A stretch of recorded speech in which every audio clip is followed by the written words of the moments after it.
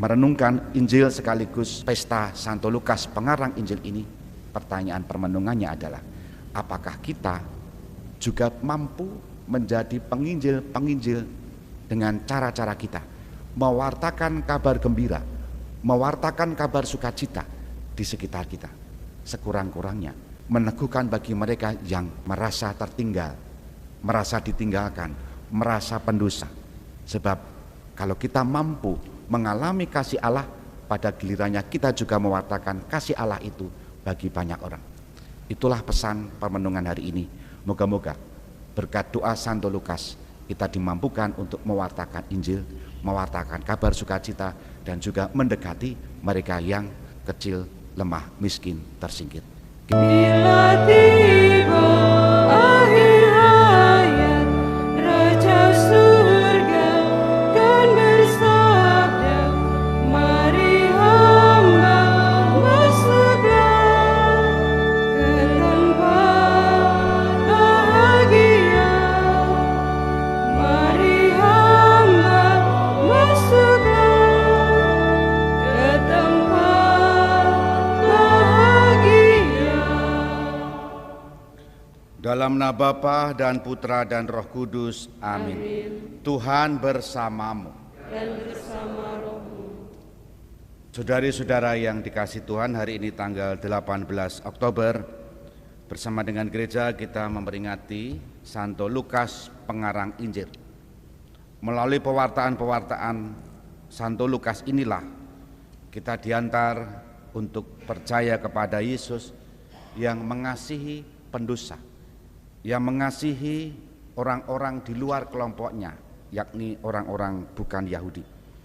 Maka malah bersama-sama kita mempersiapkan hati kita agar kita pantas dan layak dalam perjamuan ini, seraya membuka hati terhadap kehadiran sabda Tuhan dan membawa doa-doa kita untuk mereka yang menyampaikan ujub ataupun intensinya untuk Ekaristi ini. Kita juga berdoa untuk keluarga-keluarga yang terdampak pandemi COVID-19 dalam bermacam situasi dan kondisi. Semoga Tuhan memberi ketabahan dan kekuatan bagi mereka. Kita hening sejenak, kita siapkan hati kita. Kita akui dosa dan kesalahan kita bersama-sama.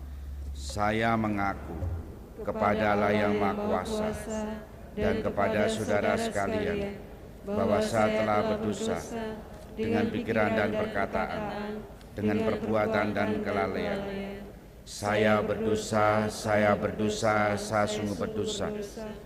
Oleh sebab itu saya mohon kepada Santa Perawan Maria, kepada para malaikat dan orang kudus, dan kepada saudara sekalian, supaya mendoakan saya pada Allah Tuhan kita.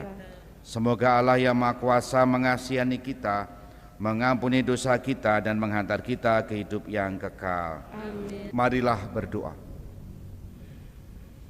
Allah Bapa kami yang Maha Rahim, Engkau memilih Santo Lukas untuk mewartakan rahasia cinta kasih-Mu terhadap kaum papa miskin dengan lisan maupun tulisan.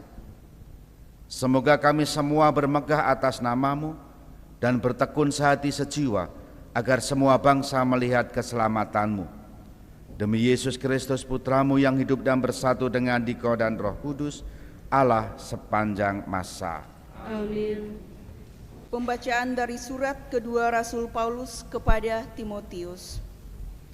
Saudaraku terkasih, Demas telah mencintai dunia dan meninggalkan daku. Ia telah berangkat ke Tesalonika. Kreskes telah pergi ke Galatia, sedang Titus ke Dalmatia. Hanya Lukas yang tinggal. Jemputlah Markus dan bawa dia kemari, karena pelayanannya penting bagiku. Tihikus telah kukirim ke Efesus. Jika engkau kemari, bawalah jubah yang kutinggalkan di Troas, di rumah Karpus, dan kitab-kitabku, terutama perkamen itu. Alexander tukang tembaga telah banyak berbuat jahat terhadapku. Tuhan akan membalasnya menurut perbuatannya. Hendaklah engkau juga waspada terhadap dia, karena dia amat menentang ajaran kita. Pada waktu pembelaanku yang pertama, tak seorang pun yang membantu aku, semuanya meninggalkan daku. Kiranya hal ini jangan ditanggungkan atas mereka, tetapi Tuhan telah mendampingi dan menguatkan aku, agar dengan perantaraan Injil yang diberitakan dengan sepenuhnya, dan semua orang bukan Yahudi mendengarkannya. Demikianlah sabda Tuhan. Para kudus-Mu ya Tuhan, memaklumkan kerajaan-Mu yang mulia. Para kudus-Mu ya Tuhan, memaklumkan kerajaan-Mu yang mulia. Segala yang Kau jadikan akan bersyukur kepadamu ya Tuhan, dan orang-orang yang Kau kasihi akan memuji Engkau. Mereka akan mengumumkan kemuliaan kerajaan-Mu dan akan membicarakan keperkasaan-Mu. Para kudus-Mu ya Tuhan, memaklumkan kerajaan-Mu yang mulia. Mereka memberitakan keperkasaan-Mu kepada anak-anak mereka dan memaklumkan kerajaan-Mu yang semarak mulia. Kerajaan-Mu adalah kerajaan abadi, pemerintahan-Mu lestari melalui segala keturunan. Para kudus-Mu ya Tuhan, memaklumkan kerajaan-Mu yang mulia. Alleluia, alleluia, alleluia, alleluia.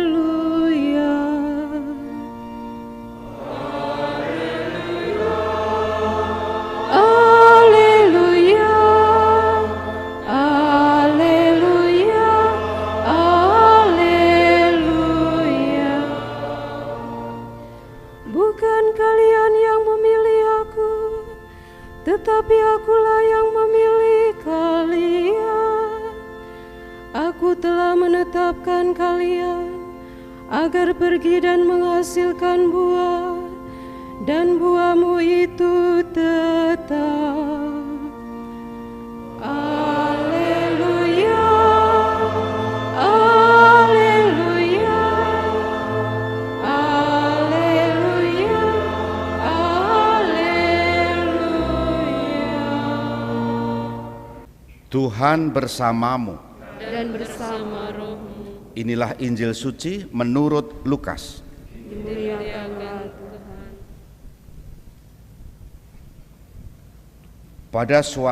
Pada suatu hari, Tuhan menunjuk 70 murid, lalu mengutus mereka berdua-dua mendahulunya di setiap kota dan tempat yang hendak dikunjunginya.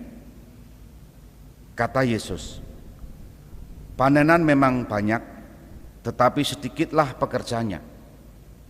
Karena itu mintalah kepada Tuhan yang empunya panenan, agar Ia mengirimkan pekerja-pekerja untuk panenan itu. Pergilah, camkanlah. Aku mengutus kalian seperti anak domba ke tengah serigala. Janganlah membawa pundi-pundi atau bekal atau kasut, dan janganlah memberi salam kepada siapapun selama dalam perjalanan. Jika kalian memasuki suatu rumah, katakanlah lebih dahulu, damai sejahtera bagi rumah ini.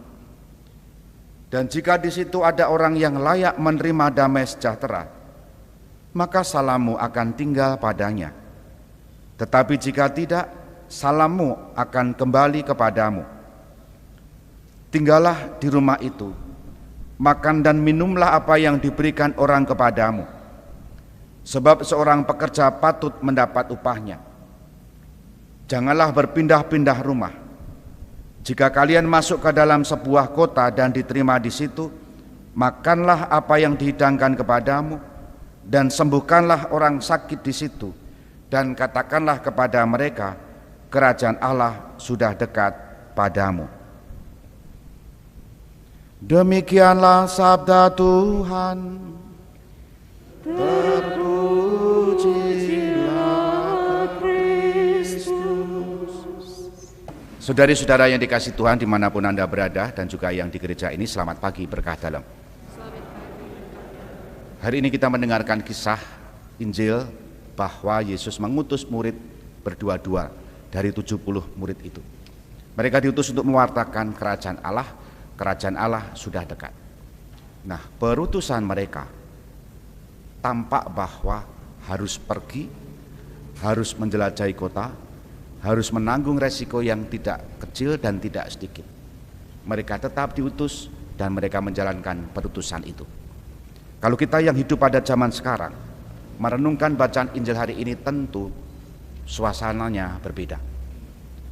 Letak perbedaannya adalah siapapun kita yang karena dibaptis adalah orang-orang yang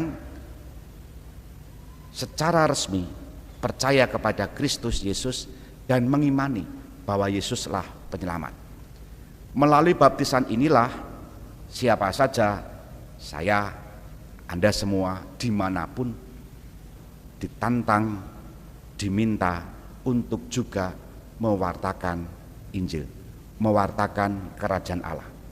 Bedanya adalah ke-70 murid ini harus pergi, harus berjalan, harus menanggung resiko.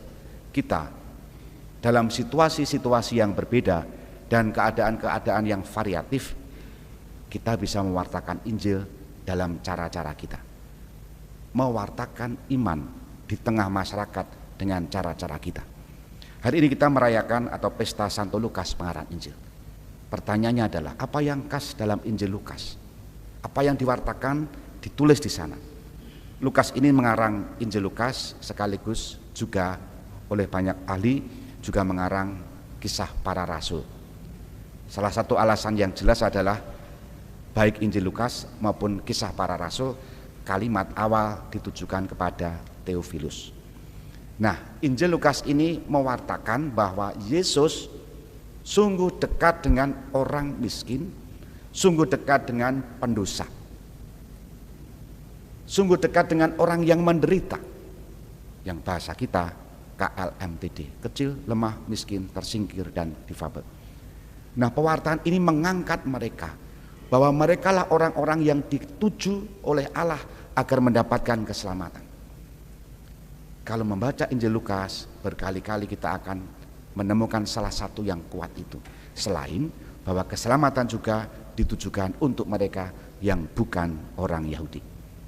Sekarang, kalau Lukas mewartakan seperti itu, apakah kita yang juga pernah membawa Injil Lukas merasa tersapa oleh tulisan Lukas bahwa bahwa kita adalah pendosa yang dikasihi Allah, bahwa kita adalah orang yang sebetulnya gagal dalam mengasihi Allah, gagal dalam mencintai Allah, tetapi Allah tak henti-hentinya tetap mengasihi kita dalam diri Yesus putranya.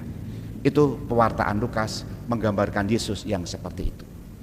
Saudari-saudara yang dikasihi Tuhan, merenungkan Injil sekaligus pesta Santo Lukas pengarang Injil ini, pertanyaan permenungannya adalah, apakah kita juga mampu menjadi penginjil-penginjil dengan cara-cara kita, mewartakan kabar gembira, mewartakan kabar sukacita di sekitar kita, sekurang-kurangnya meneguhkan bagi mereka yang merasa tertinggal, merasa ditinggalkan, merasa pendosa.